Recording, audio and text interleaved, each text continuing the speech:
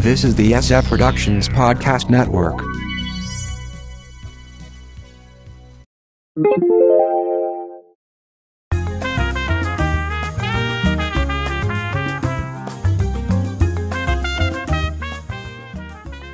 Will the internet kill broadcast TV or save it? From the Pop Culture Bunker, I'm Mindy. And I'm Mark.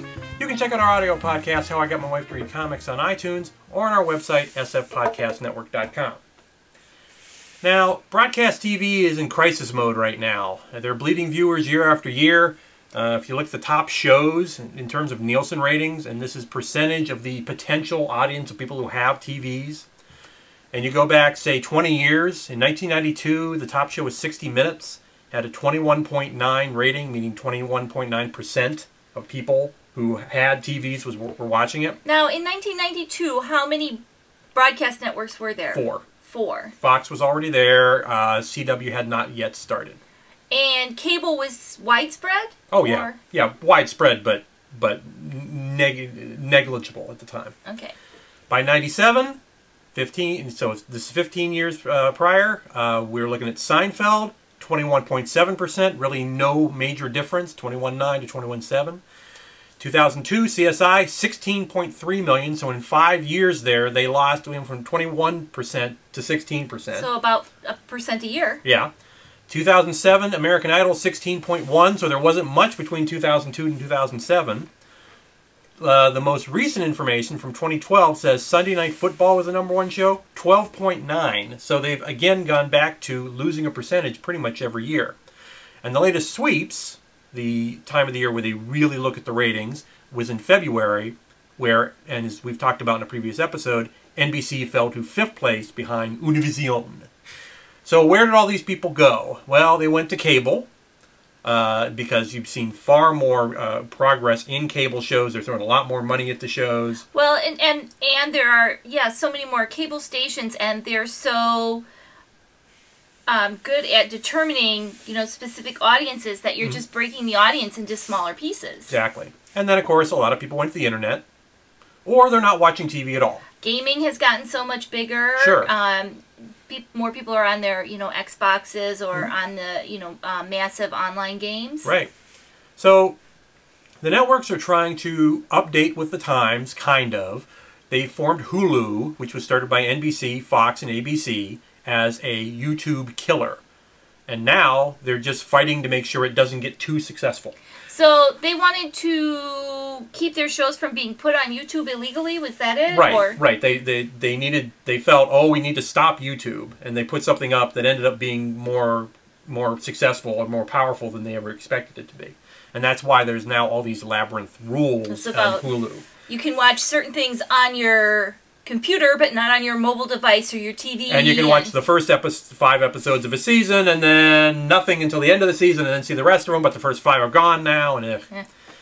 So it's all about advertising. Now we've gone from regular commercials to product placement, and now we've basically gone to pre-roll ads in terms of before a show starts, or as a commercial, here's an ad for a particular whatever it is. But they need the commercials to pay for the programming. Absolutely. We wouldn't have programming without commercials. Absolutely. So the problem is that they've gone from analog dollars to digital pennies. They don't make nearly as much per second in terms of advertising that you would ever see on broadcast TV. And the problem with that is the ad industry has not caught up. They don't seem to understand that internet watching can be directly tracked, but regular TV can't. So you know exactly who's watching your commercials when they're on the internet. And an exact count of how many people are watching it, as opposed to regular TV where you're getting an estimate, And in a lot of instances, they can get feedback on those commercials right away. Right. And you can skip commercials on a DVR, at least for now. You can't do that in the internet. If you're watching Hulu, you're going to watch that show. The most you can do is leave the room. Right. And you can do that on regular television. Exactly. So the problem is, can the networks wait for the advertising industry to catch up and figure out that the internet is where things are and that's where they should be spending their dollars? I don't know if they can afford to wait that long because they're moving very slowly. And I don't think that the networks are that enthused about making any changes. No. But there is an answer using technology all of these set-top boxes and smart TVs and Blu-ray players could be used to sell things that are on TV shows. And what do I mean by that? The idea is making TV truly interactive.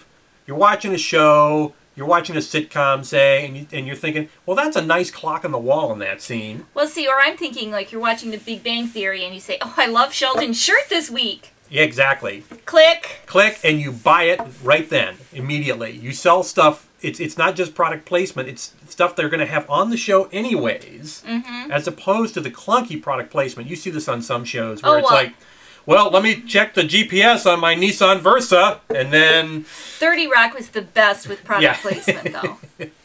So this has been a dream of TV advertisers for decades. TiVo has kind of a primitive version of this today. You see on a handful of commercials, if you have a TiVo, it'll come up and say, you know, hit thumbs up to see more. Yeah. And then it takes you to just a page about the product instead of actually being able to do anything. Right. So the reason I wanted to bring this up this week was that Amazon is now rumored to be making what they're kind of calling a Kindle TV.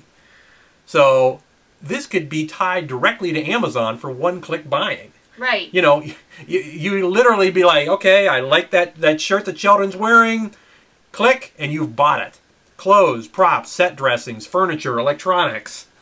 You know, and there's obviously going to be things you're going to have to do to control it because you don't want the kids from coming in and just buying everything on screen. There's technology, the Microsoft Kinect has face recognition, so you could use that type of technology to like, okay, these people are authorized to purchase from my and these TV, people aren't. and these people aren't. Oh, and maybe you give your kid an allowance to say you can spend this much a month, and then if the kid's the one holding the remote, then the system goes, okay, you're locked down for the rest of the month. And quite frankly, this is an excellent way to track, you know, how your ads would be affecting age groups and that sort of thing as well. It's hugely targeted, and you get all this great information. So all this takes is willingness of the industry to work with the internet and not against it. Right. And we see that they're working against it because Comcast, who owns NBC, you know, is already threatening to like cut off other people who are broadcasting and they slow down Hulu or whatever. Right, exactly. So set designers and wardrobe people would have to work with advertisers, as they do already to some extent. And then some planning and some tech that does exist today in order to implement it.